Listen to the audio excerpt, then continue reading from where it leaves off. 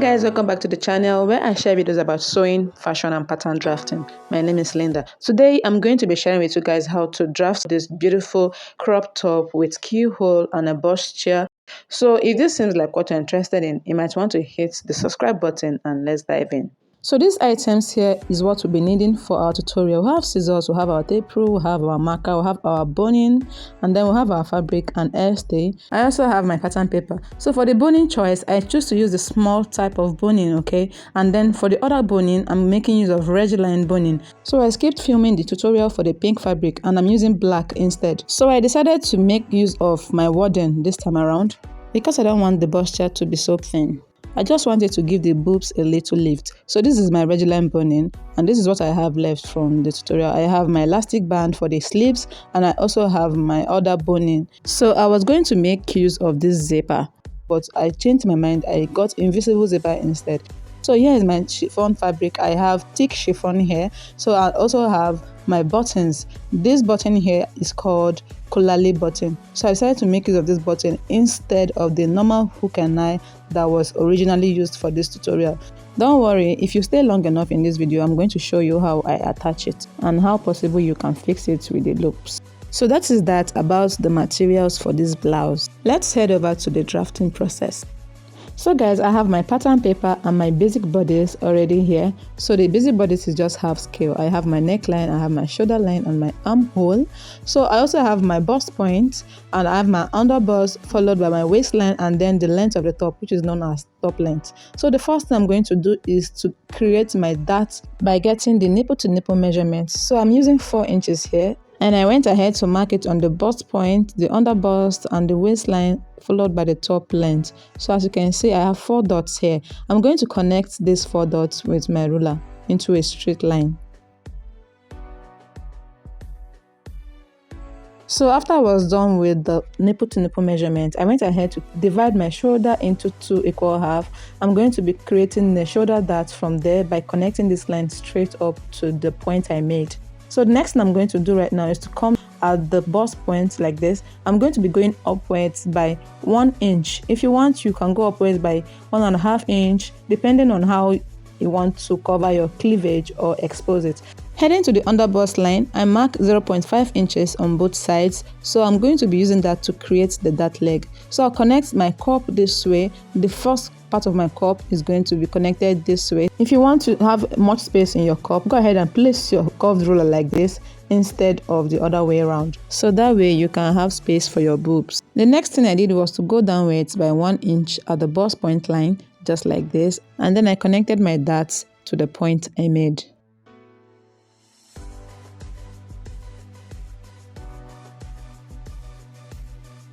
So guys, to complete the other part of the cup, I will go ahead and place my tape rule at the bust point line just to create a height for this side of the cup. So I marked 3 inches. This is just like our off-shoulder dress. So go ahead and place your curved ruler this way and connect the points respectively. So after you're done, the next thing you're going to do is just to mark the upper darts for the cup. So I'm going to include what we call bust tightening at this point. I'm going upwards this time around by 2.5 inches because I want to cover the cleavage a little bit. So I'll go ahead right now and just mark 2.5 inches here, just like a semi-pointing. And after I was done with that, I'll go ahead and come in at the inner part of the cup by 0.5 inch and then by 0.75 inch outwards.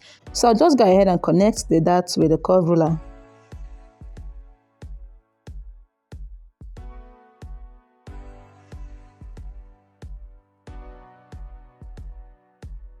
And after we are done with that, the next thing to do is to give it a curve this way.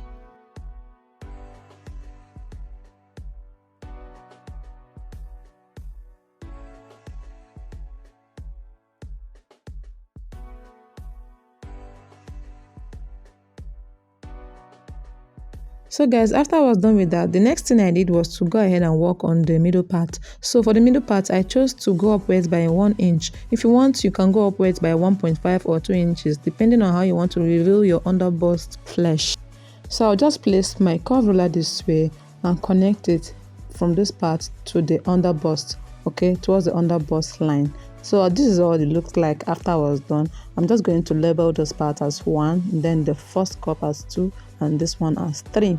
So I have 3 parts as the middle part. So I'll go ahead right now and connect a straight line from the remaining space I have there to the under bust line. And after I was done with that, I'll go ahead and connect my dart legs towards the top length just like this. Alright guys, so as you can see, our top is taking its shape. I'm going to be taking out all these parts you see me shading. This is actually the darts I'm taking away. So the next thing to do right now is to mark the body measurement. On my bust point line or my chest line, as you may have it, I have the quarter of my bust circumference plus extra 1.5 inch sewing allowance. On the under bust line, I'm going to be marking quarter of the under bust circumference plus 1 inch dart intake, which I'm going to remove here, and afterwards I'll be adding my general 1.5 inch sewing allowance. And also at the waistline, I'll go ahead and mark quarter of the waistline circumference, which is 8, and then also I'll go ahead and mark what I took out for this part of the darts and plus extra 1.5 inch sewing allowance as well. And that's where our top is going to start taking its shape from. So I'll go ahead and connect this part like this to give it its shape, and then I'll use my ruler to go in with by 1.5 inch of the sewing allowance and then give it a basque effect or a curve just like the way it is in the picture. So because I don't have enough pattern paper, I'm going to make use of what I have. I'll be marking this temporarily like this because later I'll be adding up to make the length of the top longer. Now I'll complete the armhole curve and then get ready to cut it out.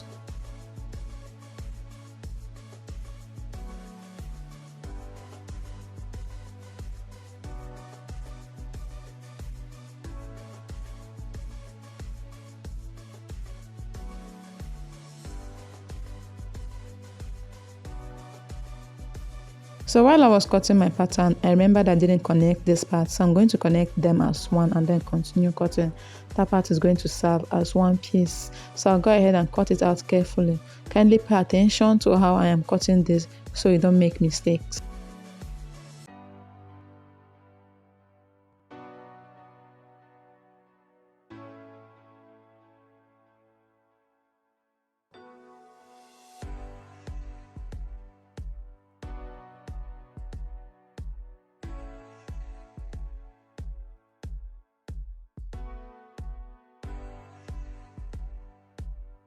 So guys, this is how it looks like after I was done cutting out the patterns. So as you can see, the cups are there, the middle part is there. So for this center piece, I'm going to be adding about 1.5 inch for the button allowance. So go ahead and just mark 1.5 inch extra pattern paper and cut it out. So now I'll be attaching this paper here just to make up for the continuation of the center piece. Just go ahead and sellotape it together.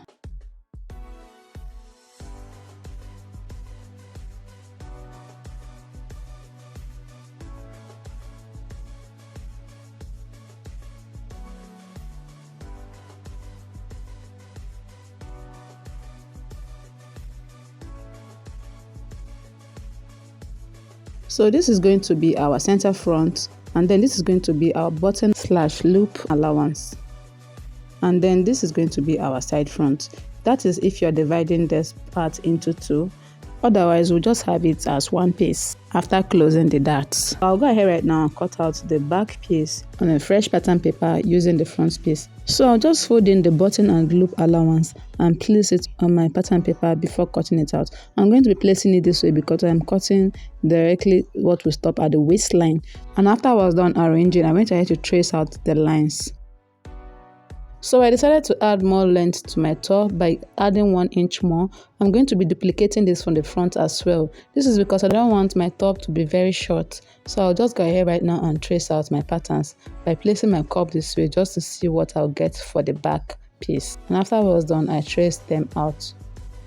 Actually, I'll be tracing just the sides, and what I have left is going to make up for the back. So this is how it looks like. The only thing left is just to take out the patterns and draw a straight line above it to complete the back piece. So after I was done, I went ahead to label this as the back and cut it out.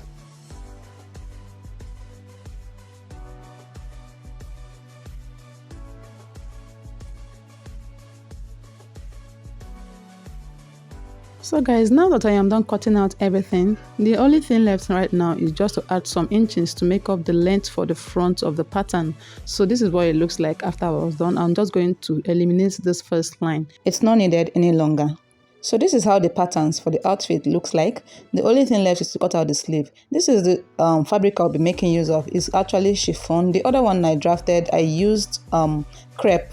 So I'm going to be using this to cut it out. And if I'm cutting it out, I'm going to fold this part inwards just to have it as one piece. If you want, you can go ahead and slash it out and take out your darts. So I'll go ahead and tape this together just to have it as one piece. So guys, after I was done cutting it out on fabric, I added 0.5 inch all the way around the pattern, as you can see. So on the front piece, I added 0.5 inch inwards, and then underneath I added about 1.5 inch there just to give it some length. I don't want it to be too long, so I added just a little bit of inches. And also at the back piece, I added some inches below and above it just to fold it as the hem. So now, as you can see, I folded this dart inwards instead of slashing it apart. Hence, I have just one piece for the center piece. Total of what I have for each fabric is 4. So for the back is just one piece, and for others I have 4 pieces each. So the front part here, the middle part here, which is number 1, is just 2. Others are 4